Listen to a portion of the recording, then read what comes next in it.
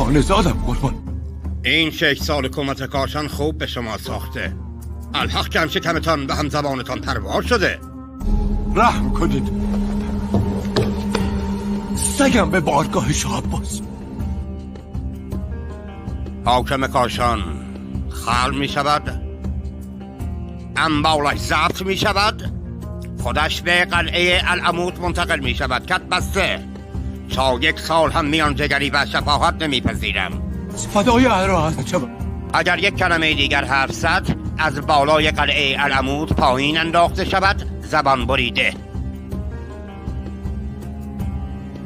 حکومت خوب است اما ادب هم لازم است. حالا بی ادب بودی باش، لااقل درست داوری کن که داوری نادرست تو را به حساب شاه عباس می نویسند، نه خود بی وجودت. ببریدش.